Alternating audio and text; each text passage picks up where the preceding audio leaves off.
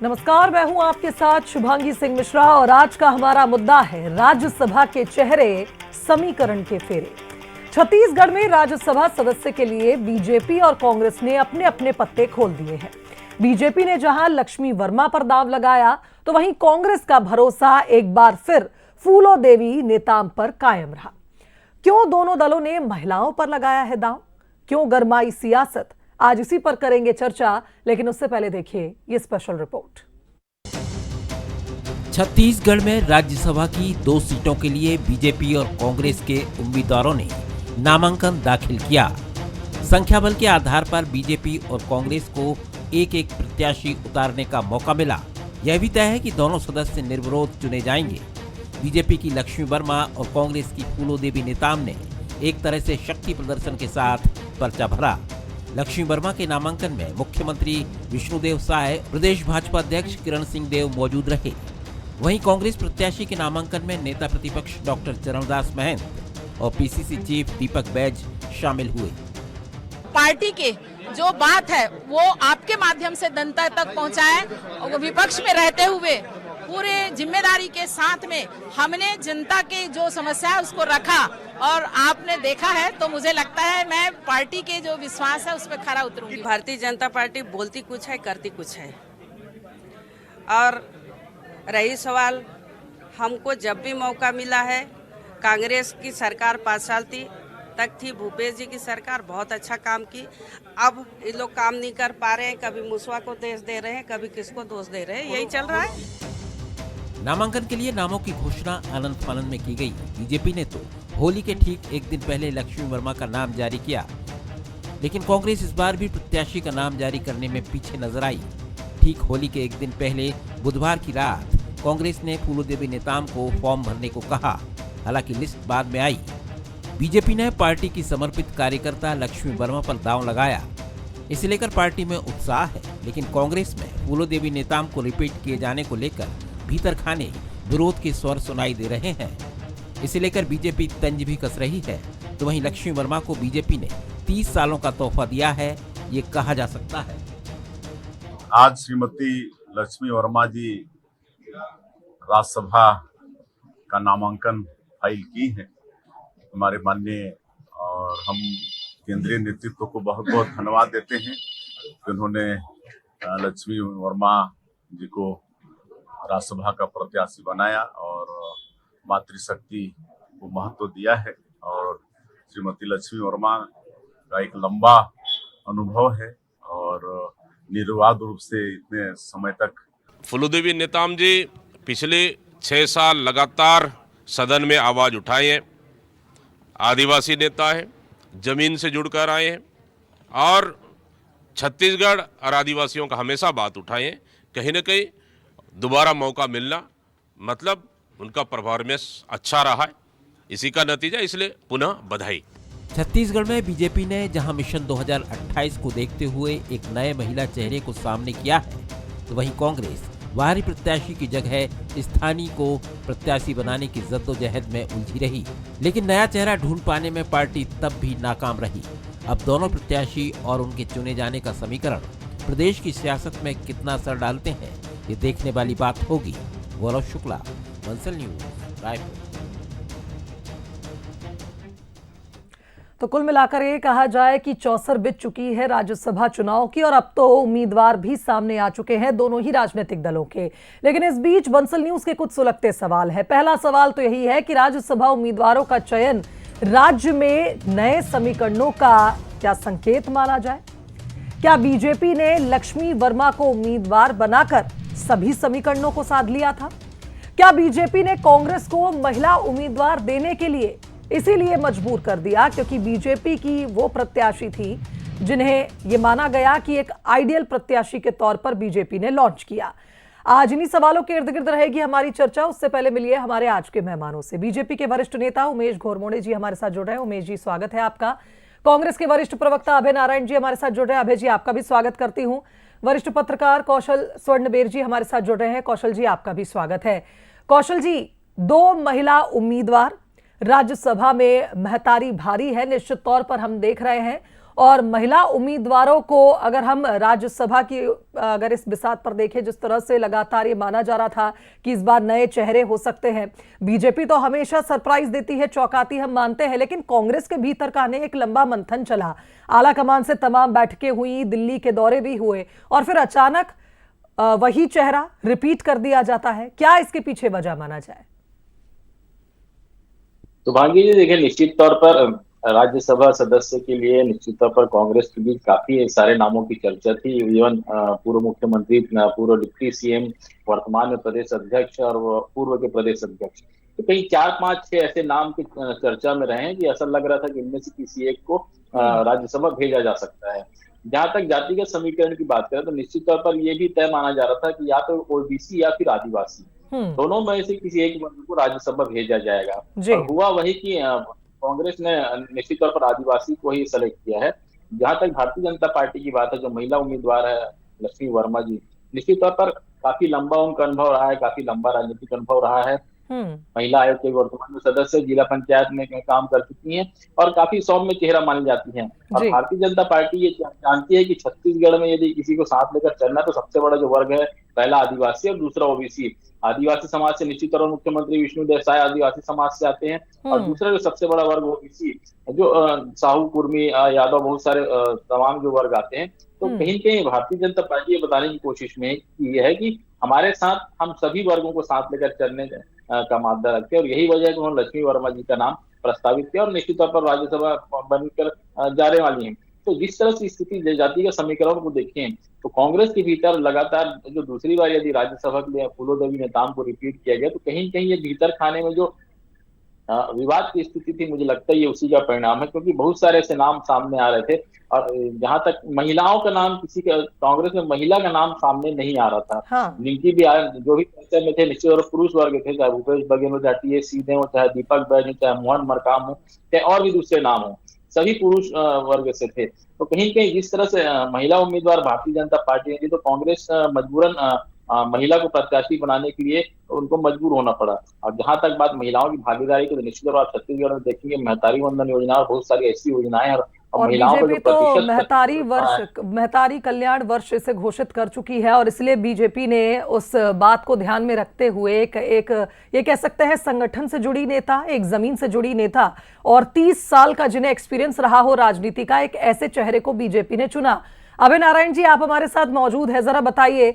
मुझे याद है कि कुछ ही समय पहले जब इस पर डिबेट हो रही थी, जिस दिन बीजेपी ने लक्ष्मी वर्मा के नाम का ऐलान किया था, तो आपके ही एक साथी कह रहे थे कि बीजेपी के पास इतने बड़े चेहरे थे, इतने सीनियर लीडर्स थे और उसके बावजूद लक्ष्मी वर्मा को क्यों चुना गया। अब सवाल मेरा ये है, मैं बीजेपी की ओर से तो नहीं पूछ रही, लेकिन कांग्रेस की ओर से हमें लग रहा था कि इस बार कोई नया चेहरा होगा, कोई नाम हमें चौंका देगा, लेकिन अचानक से फूलोदेवी नेताम को रिपीट करना, या आप बेहतर जानते होंगे कि पार्टी को ऐसा क्यों जरूरी लगा।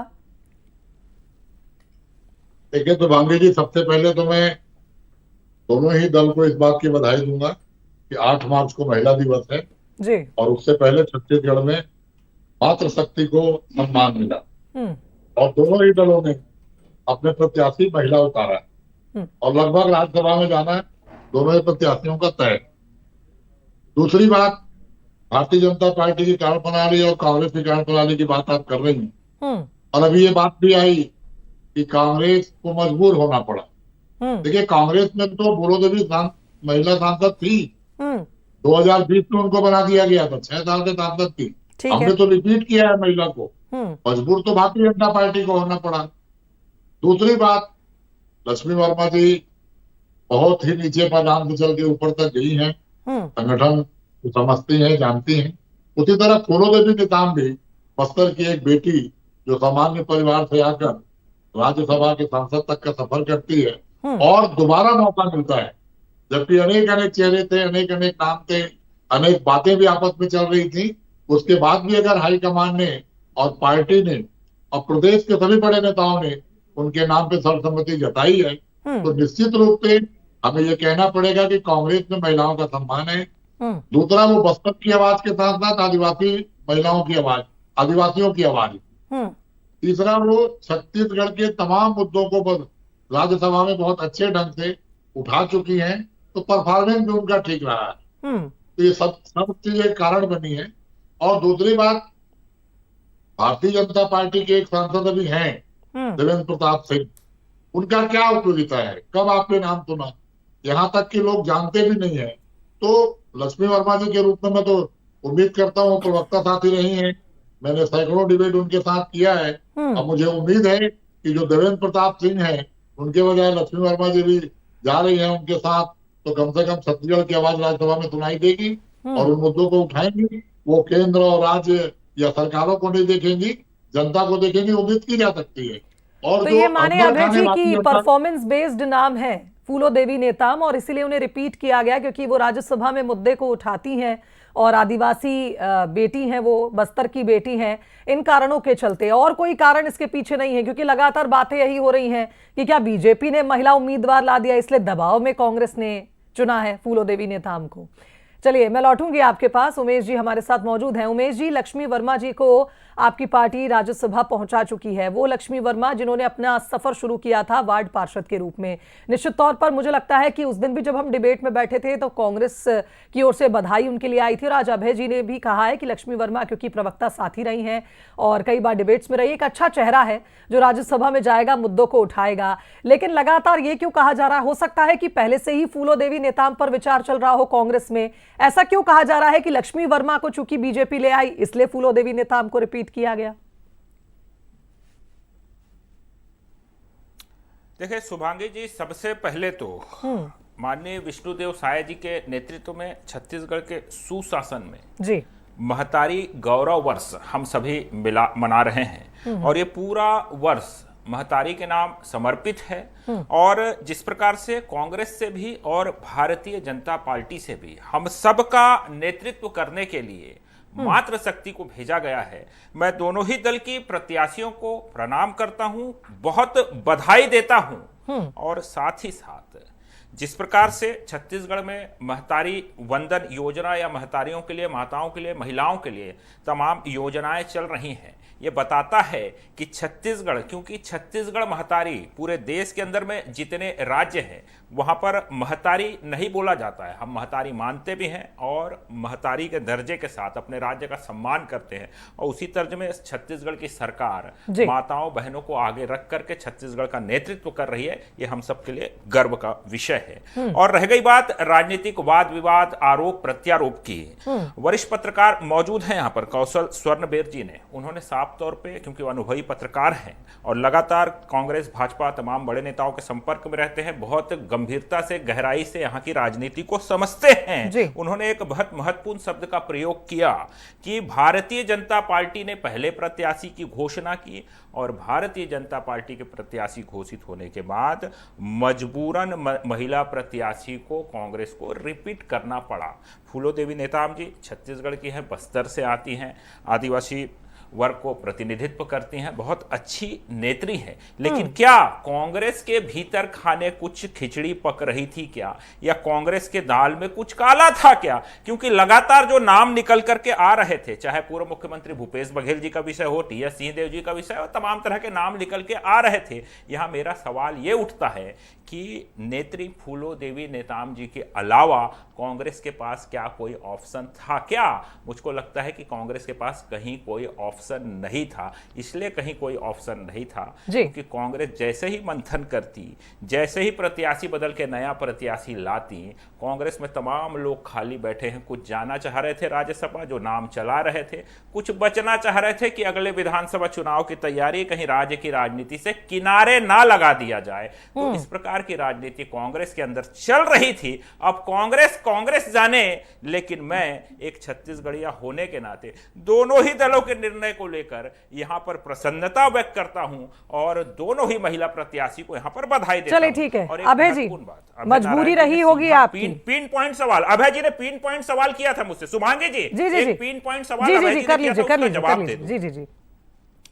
उन्होंने राज्यसभा सदस्य जो पूर्व में गए हैं उनको लेकर के यहाँ पर सवाल उठाया। मैं जरा उनसे पूछना चाहता हूं, शायद वो भी जानते होंगे, आपने भेजा था केपीएस तुलसी साहब को, छत्तीसगढ़ का शायद बच्चा बच्चा गांव-गांव में उनको जानता होगा। रंजीता रंजन जी को भेजा था 10 जनपद के कहने पे, शायद छत्तीसगढ़ का बच्चा बच्चा जानता होगा। राजीव रंजन जी को भेजा था, शायद छत्तीसगढ़ का बच्चा बच्चा जानता होगा। और जो छत्तीसगढ़ के हैं और छत्तीसगढ़ से राज्यसभा जा रहे हैं, अभय जी से इसी पर था, पर सवाल उठा करके आप छत्तीसगढ़ पर सवाल उठा रहे हैं अभय नारायण जी। नहीं उमेश जी, आपके सवाल का बिल्कुल मैं जवाब लूंगी। इसमें मेरा एड ऑन यही था कि अभय जी, मैं ये भी जानना चाह रही थी कि जब इससे पहले हम राज्यसभा चुनाव से ही जुड़े डिबेट में बैठे थे तो आपके साथी अजय गंगवानी जी मेरे साथ मौजूद थे। वो ये कह रहे थे कि हम छत्तीसगढ़ से जुड़े नेता को जब नहीं लेकर आ रहे थे राज्यसभा में तो बीजेपी ने हम पर आरोप लगाए, लेकिन हम मुद्दों से जुड़े लोगों को लेकर आते हैं जो मुद्दे उठा सकते राज्यसभा में, वैसे एलिजिबल लोगों को चुनते हैं। अब आप इस बार फूलो देवी नेताम को रिपीट कर रहे हैं, ठीक है, मैं मानती हूं कि एक महिला उम्मीदवार है, निश्चित तौर पर बहुत अच्छी बात है, लेकिन फिर आप अब स्थानीय नेता को तवज्जो दे रहे हैं। क्या इसके पीछे भी वजह यही है कि बीजेपी ने एक मैसेज दिया? क्योंकि ये कहा जा रहा है कि बीजेपी की उम्मीदवार के सारे समीकरणों पर एक्सपर्ट्स ने भी ये माना है कि कोशिश करिए बीजेपी ने कि सभी समीकरणों को साधा जाए। महिला भी है, पिछड़े वर्ग से भी आती है, संगठन से जुड़ी नेता है, एक अच्छा खासा एक्सपीरियंस है और छत्तीसगढ़ की नेत्री है।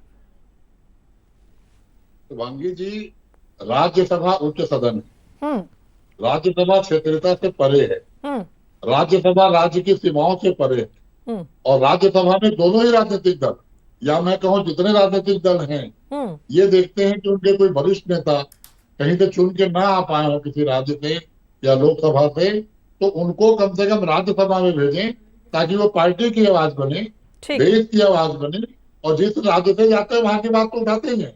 लेकिन वो बहुत गौड़ है, महत्वपूर्ण होता है कि केटीएस तुलसी कौन है, राजीव शुक्ला कौन है, रंजीता रंजन कौन है, और वो भारतीय जनता पार्टी जिनके वर्तमान वित्त मंत्री तमिलनाडु के रहने वाले कर्नाटक से गई है, धर्मेंद्र प्रधान उड़ीसा के रहने वाले मध्य प्रदेश से गए हैं। देर पहले सवाल क्यों उठा रहे थे अभय नारायण जी? और जब छत्तीसगढ़ की बात, देर पहले सवाल क्यों उठा रहे थे? उच्च सदन है तो अब उड़ीसा की बात करते हैं धर्मेंद्र प्रधान जी, ये बिल्कुल बेमानी बात, दोनों तरफ से खेलेंगे। ये बातों को, आपके पास कोई तर्क नहीं है तो आप कुतर्क करते हैं, और जब आप कुतर्क करते हैं तो क्षेत्रीयता के दलदल में दब जाते हैं। अरे कौन कुतर्क कर रहा है? अभी दिख गया लाइव, 5 मिनट पहले रिवाइंड करेंगे तो आपका वक्तव्य ही आपकी पोल खोल रहा है।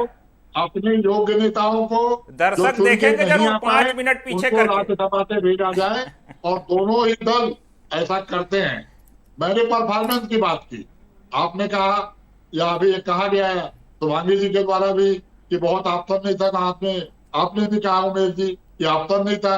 अरे कांग्रेस के पास ही तो ऑप्शन था, आपके अंदर खाने जो चल रहा है, जो अजय चंद्राकर जी, विजय बघेल जी, जो कुर्मी समाज के नेता है और जिनको प्राथमिकता आप देते नहीं है, जिनको पत्र लिखकर मुख्यमंत्री से बात करनी पड़ती है, जिनको सवाल पूछकर, चलिए हम विषय से ना भटके। अभय नारायण जी, मैं चाहूंगी कि हम आज राज्यसभा पर ही बात करें, वरना अब आप लोग फिर बहस पे आ जाएंगे। जानबूझ के भटका रहे हैं शुभांगी जी। अभय नारायण जी बहुत चतुर नेता हैं, वो भटकते नहीं हैं, वो जब फंस जाते हैं तो चलिए ठीक है, मैं कौशल जी के पास, वो मुद्दा भटका रहे हैं। उमेश जी, मैं लौटूंगी आपके पास, कौशल जी के पास मैं जाना चाहूंगी। कौशल जी, कुल मिलाकर ये कहा जाए कि राज्यसभा के लिए उम्मीदवारों का चयन तो हो गया है, लेकिन निश्चित तौर पर हमने ये देखा है कि लगातार एक मांग सरगुजा से उठ रही थी और कांग्रेस की ओर से ही उठ रही थी कि सरगुजा अभी नेतृत्वहीन है कांग्रेस में, विधानसभा में भी कोई नहीं है, लोकसभा में भी कोई नहीं है। ये माना जा रहा था कि शायद राज्यसभा से अगर कोई चेहरा सरगुजा से जाता है तो सरगुजा को भी एक लीडरशिप मिलेगी। क्या आपको लगता है कि अब फूलो देवी नेताम चूंकि बस्तर से आती हैं, सरगुजा फिर खाली रह गया, खाली हाथ रह गया? निश्चित तौर पर सौभाग्य जी, बस्तर और सरगुजा छत्तीसगढ़ के सबसे बड़े चुनावी बेल्ट माने जाते हैं, और जहां तक दीपक बैठ की से बात है तो वो बस्तर चाहते जो प्रदेश कांग्रेस के अध्यक्ष हैं, और यही वजह है कि राज्यसभा के लिए मांगा जा रहा था कि कहीं ना कहीं सरगुजा का प्रतिनिधित्व किया मिलना चाहिए। तो मुझे लगता था कि ये कहीं कहीं इस तरह की चीजें हो सकती थी, और कांग्रेस के लिए सबसे बड़ा प्लस ये है कि इस बार स्थानीय प्रत्याशी को उन्होंने मौका दिया है। निश्चित तौर पर फूलो देवी को रिपीट किया गया है, लेकिन इस बार उनके लिए चैलेंजेस बहुत बढ़ जाएंगे, क्योंकि पिछले बार जब उनको लोकसभा राज्यसभा भेजा गया था तो वो सरकार में थी, छत्तीसगढ़ में सत्ता में थी, तो बहुत सारे ज्यादा मायने छत्तीसगढ़ के हिसाब से नहीं रख पाती थे। लेकिन इस बार आप देखेंगे विपक्ष में है, भारतीय जनता पार्टी की सरकार है, सरकार सत्ता में है, तो कहीं ना कहीं कांग्रेस की ओर से यदि राज्यसभा जाती है तो काफी उनके साथ चुनौतियां होंगी। और जैसी वो राज्यसभा बन के जाएंगे तो सबसे बड़ा जो भारतीय जनता पार्टी का रोड मैप है जो 31 मार्च 2026 से नक्सलवाद खात्मे का जी, तो बहुत बड़ी चीजें होने वाली, और वही बस्तर से आती हैं, तो निश्चित तौर पर यदि बस्तर में इस तरह की चीजें हो रही है और बस्तर में भारतीय जनता पार्टी की सरकार काम नहीं कर पाती है तो राज्यसभा में उनको ये चीज रखना सबसे बड़ी चुनौती होगी। आप देखेंगे बहुत सारे मुद्दों पर किंतु परंतु जैसे हालात पैदा हो जाते हैं, लेकिन यदि इस बार उनके पास चैलेंजेस बहुत है, पिछले बार की तुलना में इस बार चुनौती ज्यादा होगी। उनको छत्तीसगढ़ से बहुत सारे मुद्दे ऐसे हैं जिनको उनको रखना होगा, क्योंकि कई बार होता ही है कि मुद्दे तो रहते हैं लेकिन जो हमारे जो यहाँ के जो स्थानीय नेता है, जो चाहे कांग्रेस के हो चाहे भारतीय जनता पार्टी के हो, जब वो सत्ता में होते हैं तब बात नहीं रख पाते, लेकिन जब विपक्ष में होते हैं तो उनको मुखरता से आवाज उठानी पड़ती है। और मुझे लगता है कि इस बार उनके पास चैलेंजेस ज्यादा हैं और उनको इस बार अपने आप को प्रमाणित करना होगा। यदि उनको रिपीट किया गया है तो कांग्रेस ने कहीं से भी गलती नहीं की है। बिल्कुल। उमेश जी, क्या कहना चाहेंगे इस पर आप?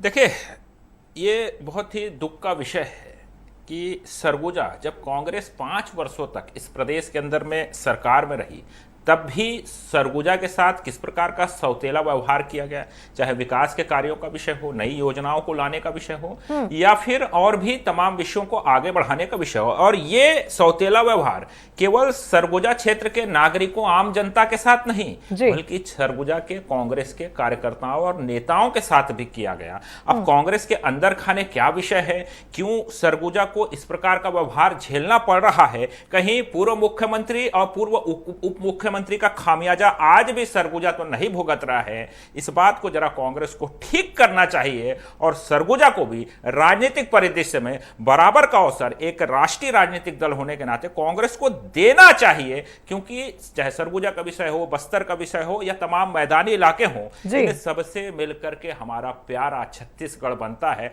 और कहीं ना कहीं इस प्यारे छत्तीसगढ़ को अपने राजनीतिक तरीके से संवारने में कांग्रेस फेल रह गई है। आगे हम उम्मीद करते हैं, क्योंकि हम सबका छत्तीसगढ़ है और कांग्रेस के भी कार्यकर्ता इसी छत्तीसगढ़ के कार्यकर्ता हैं, कांग्रेस को अपने कार्यकर्ताओं का ध्यान रखना चाहिए। बिल्कुल, बहुत अच्छा सुझाव आपने दिया। अभय नारायण जी, आपको नहीं लगता ये मौका था कि हम सरगुजा को थोड़ा और बढ़ाते? कांग्रेस के अगर दृष्टि से देखा जाए तो सरगुजा में अभी लीडरशिप की जरूरत थी। अगर आप प्रतिनिधित्व करवाते राज्यसभा में एक सरगुजा की ओर से, तो मुझे लगता है कि वो जो जमीन जो पहले आपकी ही कही जाती थी वहां फिर से मजबूती शायद मिलती कांग्रेस को, क्योंकि इस बार हमने देखा था चाहे विधानसभा चुनाव हो चाहे लोकसभा, बस्तर से लेकर सरगुजा तक कांग्रेस की पकड़ काफी कमजोर देखी गई थी।